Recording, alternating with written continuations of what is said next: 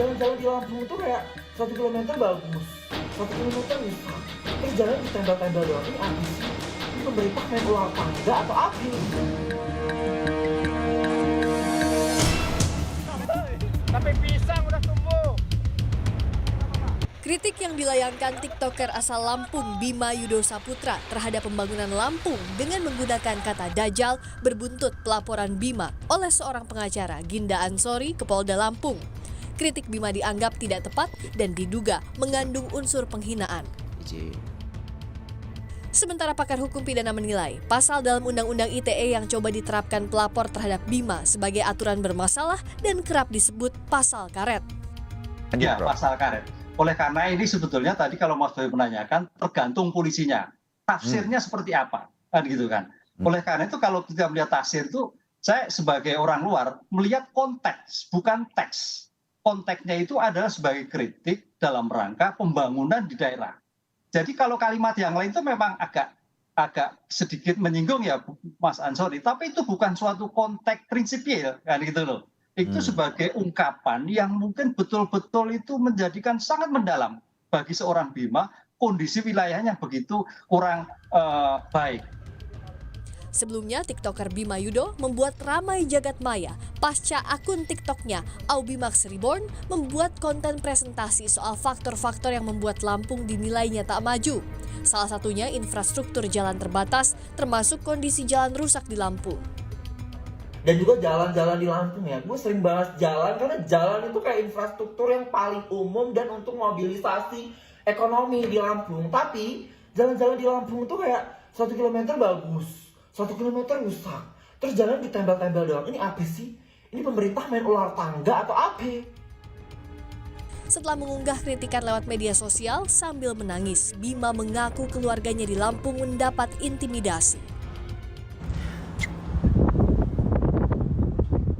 Dan hari ini tuh gue kerja, kabarin kayak datanglah Bim, gak ada yang di bistro yang gantiin. Intinya gue disuruh berhenti mengkritik Lampung. Intinya ya, pada intinya gitu. Di sini yang mengalami ancaman serius bukan gue, yang ada orang tua gue. Bener kalian, orang tuamu gimana gitu. Bener. Namun tudingan itu dibantah Polda Lampung. Polisi menyebut kedatangan polisi ke rumah orang tua Bima untuk memastikan tidak adanya intimidasi atau persekusi terhadap keluarga Bima. Untuk melakukan penyelidikan, pengecekan kepada keluarga daripada saudara Bima, seorang pengunggah daripada sosial media tersebut, untuk memastikan kembali bahwa keluarga dari yang bersangkutan dalam keadaan sehat dan saudara Bima adalah bagian daripada keluarga tersebut. Hal yang dilakukan oleh Babin Kamtibmas dalam hal ini adalah dalam upaya untuk memberikan perlindungan, pengayoman, dan pelayanan masyarakat agar tidak adanya pasca berita viral tersebut ada orang-orang yang tidak bertanggung jawab melakukan intimidasi. Salah satu jalan rusak ada di Jalan Lintas Kota Agung Timur menuju Kecamatan Limau, Kabupaten Tanggamus, Lampung. Warga mengeluh kendaraannya kerap rusak usai terperosok lubang jalan. Setiap hujan pasti kayak gini, Pak. Tapi udah lama nih Mas ya? Udah lama. Udah ada perbaikan? Belum ada, Pak. Ya kalau mobil-mobil ini, truk-truk ini sering teboli. Nah, bisa berenang kita. Nah. Setelah unggahan Bima viral di media sosial, warganet ramai-ramai mempublikasikan kondisi sejumlah jalan rusak parah di Lampung dan mendesak Pemprov Lampung memperbaiki berbagai infrastruktur yang rusak. Tim Liputan Kompas TV. TikToker Bima Yudo dilaporkan ke polisi oleh warga bernama Ginda Ansori. Bima dilaporkan kasus dugaan penghinaan dalam video viral yang mengkritik pemerintah Provinsi Lampung. Bagaimana respons keluarga? Lebih lengkap kita tanyakan kepada Bambang Sukoco, juru bicara keluarga Bima Yudo. Selamat petang, Pak Bambang. Selamat petang, Mas. Baik, Pak Bambang. Laporan untuk Bima ini sudah masuk ke polisi. Apa yang Anda lihat di laporan ini? Ini mewakili Pemprov atau pribadi kalau yang sepengetahuan Anda, Pak Bambang? Oke, terima kasih. Selamat sore pemirsa Kompas TV di seluruh Indonesia. Mohon maaf sebelumnya karena saya di tengah jalan ini, Mas ya. Baik. Jadi dapat kami konfirmasikan memang kalau menurut kami berdasarkan yang kami dengar dari media bahwa saudara Ginda Ansori ini melaporkan saudara kami Bima ini atas inisiatif pribadi. Itu yang kami terima, baik itu dari rekan-rekan media ataupun dari yang lain. Nah, kemudian sebenarnya secara hukum keluarga akan mengikuti apa yang istilahnya, karena pada hari kemarin saya sampaikan kita masih mengetahui bahwa laporan saudara Gede Alcer ini masih dalam bentuk pengaduan tertulis.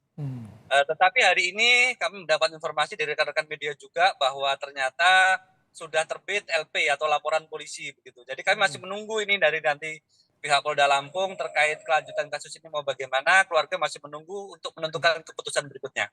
Baik. Gitu, Mas. Jadi yang diketahui ini laporan inisiatif pribadi, bukan dari provinsi atau gubernur Lampung, Pak Bambang ya?